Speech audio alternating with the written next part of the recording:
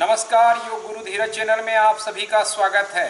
नाभि के इर्द गिर्द योग की सारी कहानी है और हम ऐसी समस्याएं देखते हैं कि नाभि खिसक जाती है, नाभि टल जाती है और आजकल कहा गया है नेवल अपने स्थान से खिसक जाता है।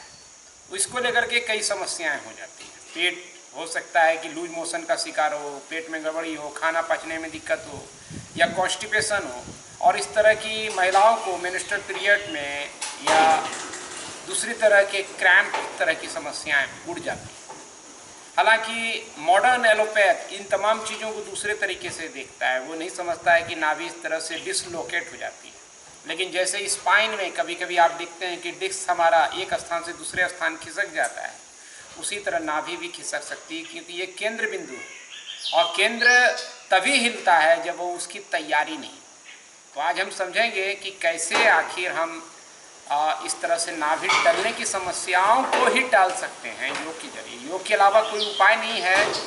पिछले समय में मेरे एक स्टूडेंट का ये अनुभव रहा कि उससे पहले समझ नहीं आया कि क्या समस्याएं थी। डॉक्टर के पास जाया गया कि पता नहीं क्या प्रॉब्लम हो गया, लूज मोशन बराबर हो रहा है, कई तरह के उपाय किए गए, टेस्टिंग की गई, लेकिन पता चला आखिर में कि ये नाभि खिसकने की समस्या है।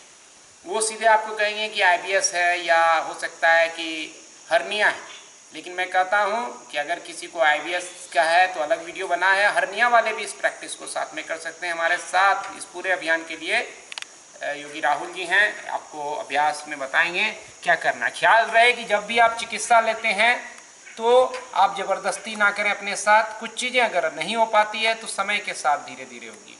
इसको पूरा करने से पहले आप चाहें तो 1-2 राउंड सूर्य नमस्कार जरूर कर लें। देखेंगे, पहले लेट जाएंगे, छाती के बल लेट जाइए राहुल जी। हाँ, तो मैं तमाम वो चीज़ें आपको कराऊंगा, खासतौर पे बैक बेंडिंग, आप जिससे क्या होगा कि नाभि के तल पर एक स्ट्रेंथ डेवलप होगी आपकी और लंबाई बढ़ेगी स्पाइन की, पेट और मसल्स की स्ट्रेचिंग होगी तो नाभि स्वयं अपनी जगह पाएगा।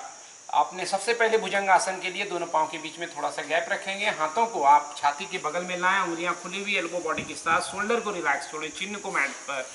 अब सांस लेते हुए धीरे धीरे अपने शरीर को थोड़ा सा ऊपर उठाएं।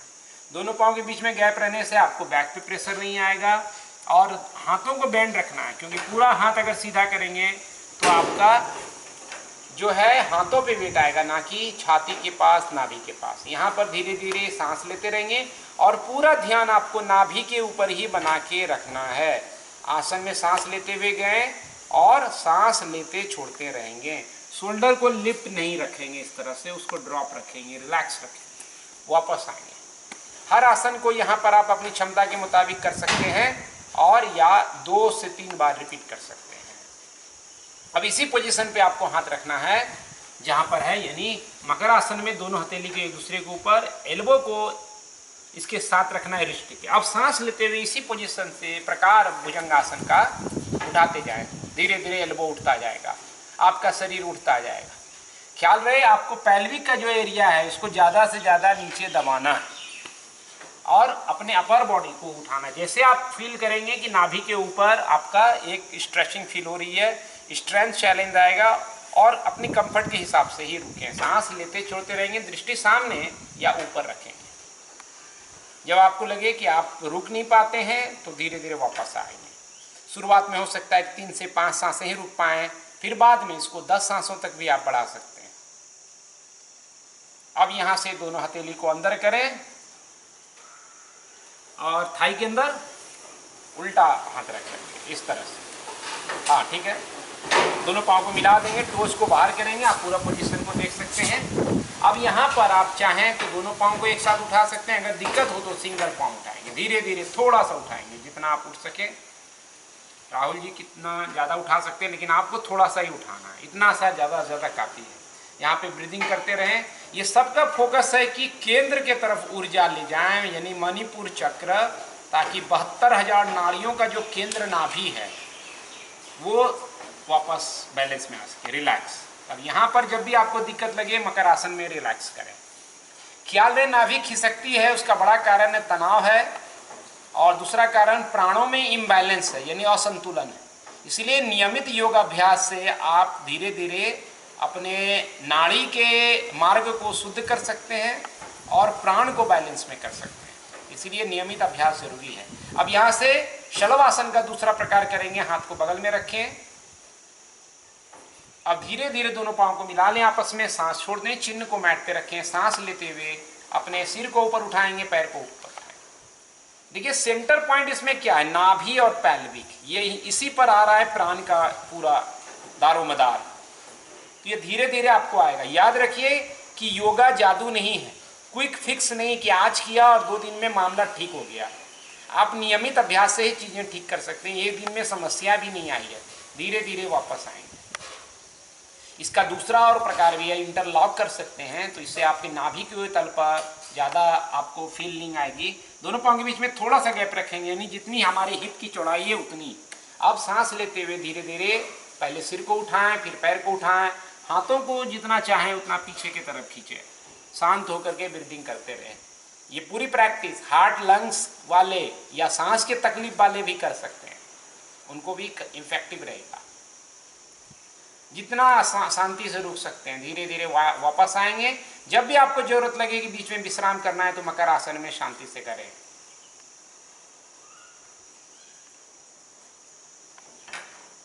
और ख्याल रहे हर्निया इसलिए होता है कि हमारा नाभि का जो तल है वो कमजोर हो जाता है, पेट की आंतरिक मांसपेशियां कमजोर हो जाती है तो वो ढीली होकर के लटक जाती है, इसी को हर्निया कहते हैं। तो आपको तैयार रहना पड़ेगा कि हम कैसे इंटरनल मसल को स्ट्रेंथ करें। दिन भर बैठे रहते हैं, किसी तरह का एक्टिविटी नहीं करते हैं, तो ये तमाम चीज़ें होती है। याद रखिए नाभि खिसना एक प्रक्रिया है जिसमें हम ज़्यादा वेट उठाते हैं तो भी हो जाते हैं, इसलिए जिम वालों एक्टिविटी से सावधान रहिए। आप धीरे धीरे अधोमुख श्वानासन में आएंगे, काउंटर पोस्चर कर लेते हैं बीच में, ताकि अगर बैक में कोई स्ट्रेन आया हो तो उसके लिए आप घुटने के बल पहले रहेंगे, फिर घुटना उठाएंगे और वी शेप बनाना है, इन्वर्टेड वेट, यानी जैसे डॉग स्ट्रेच करता है, तो इससे बैक का आपको कंफर्ट होगा। अगर किसी को लगता है बैक टाइट है तो नी को बेंड रखेंगे, या कमर पे कोई भी प्रॉब्लम हो तो। जिनको अगर बैक का इशू है, साथ साथ में नाभि टली हुई, तो सावधानी से हर चीज को करेंगे। अब यहाँ पे बीच में शशांक आसन कर सकते हैं। जब भी आपको बैक में लगे कि स्ट्रेन हो रहा है तो इस आसन को जरूर कर लीजिए। दोनों पाँव को वज्रासन से खोल दें और सांस छोड़ते हुए आगे की ओर बढ़ें। ये बीच में एक स्ट्रेचिंग करा दिए ताकि बैक पे किसी तरह का स्ट्रेन हो तो आप उसको बेहतर कर सकते हैं। तो देखिए दोनों पाँव खुलने से स्पाइन लंबी होगी। अब धीरे से वापस आ जाए, घुटने के बल खड़े हो जाएं, उष्ट्रासन करेंगे। किसी को कंफर्ट हो तो अगर दिक्कत लग रहा हो तो आप इसको स्किप भी कर सकते हैं। दोनों पाँव के बीच में गैप रखेंगे, हाथ को बाहर की तरफ सपोर्ट दें, हथेली का इस तरह से पूरा एल्बो को अंदर की तरफ करें। स्पाइन पहले लंबी करेंगे सांस लेके, सांस को फिर छोड़ दें, फिर सांस लें, धीरे धीरे पीछे की तरफ जाएं। चेस्ट को ऊपर ले जाएं, गर्दन को नीचे ले जाएं, पैल्विक एरिया को आगे फेंकें, और जिसको कंफर्ट है वो अपने हाथ को नीचे ला सकते हैं। नहीं कंफर्ट हो तो नहीं करना। अगर किसी को लगे फ्लेक्सिबिलिटी कम है तो अपने पाँव की उंगलियां अंदर कर सकते हैं इस तरह से। लेकिन हमेशा ध्यान रखना है सांस लेते हुए आना है। बीच में सांस छोड़ रहे हैं तो रुक जाइए, फिर सांस लीजिए, फिर आइए। जिनका कंफर्ट है उंगलियां बाहर कर सकते हैं आराम से, और पैल्विक को पुश करें फॉरवर्ड। तो हार्ट, लंग्स, लीवर, किडनी सबके लिए अच्छा है, डाइजेस्टिव सिस्टम को ठीक करेगा। अब धीरे से वापस आएंगे, तरीका वही रहेगा, हाथ को पहले सपोर्ट में दे के करके सीधा और तुरंत शशांक आसन में जाएंगे।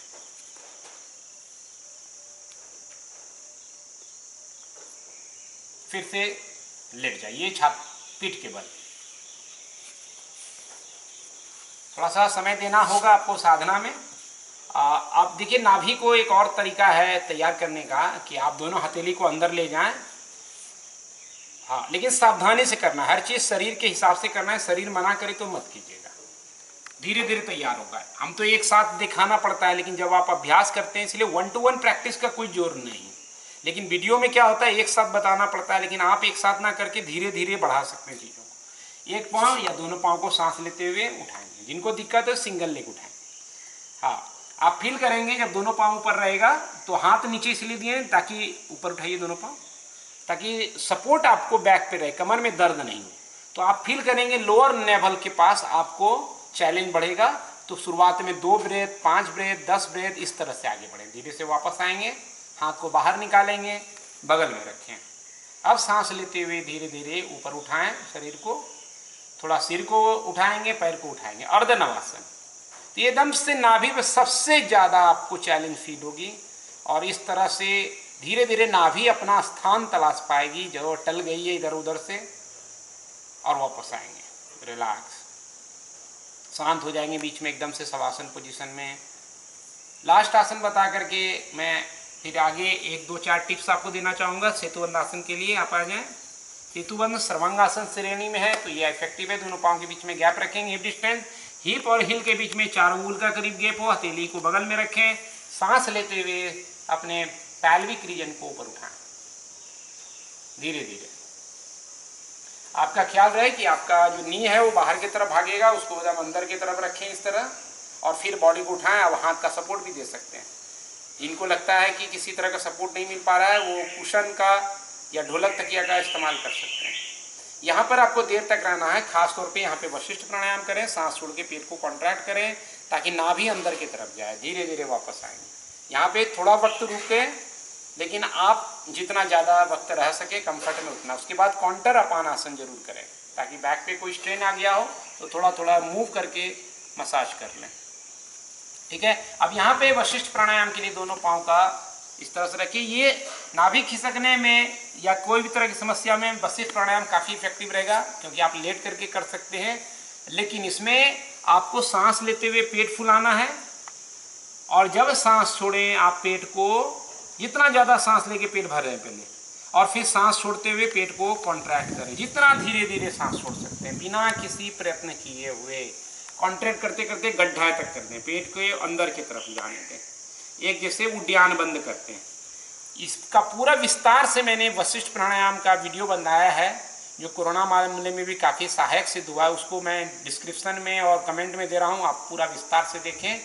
आज इस वीडियो में इतना ही। मैं आपको एक शवासन जरूर करें, नाभि डिस्प्लेसमेंट हो या कोई भी तरह का थेरेपेटिकल चीज़ लेते हैं, आखिर में शवासन जरूर करना है। और आपको एक बात का क्या ख्याल रखना है कि आप चाहें तो धनुरासन, चक्रासन भी जोड़ सकते हैं अपनी सुविधा के मुताबिक। ज़बरदस्ती ना करें, स्टेप बाय स्टेप चलें। और हर चीज़ करने के बाद अगर आपको लगे कि काफ़ी ज़्यादा बैक बेंडिंग किए हैं तो एक ट्विस्टिंग अर्धमत्स्येंद्रासन और बाद में पश्चिमोत्तानासन काफ़ी इफेक्टिव रहेगा। ऐसे भी पश्चिमोत्तानासन जरूर करें। यहाँ समय की मर्यादा है, इसलिए आपको एक सिलसिलेवार तरीके से मैंने चीज़ों को प्रस्तुत किया है। आप और कोई भी इससे रिगार्डिंग कोई समस्या हो, कई सारे आसन हो सकते हैं, यहाँ पर एक सीमित संख्या में आपको बताया गया है। आप नियमित अभ्यास करें, पहले सूर्य नमस्कार थोड़ा सा जरूर करें और आखिर में शवासन करना बिल्कुल ना भूलें।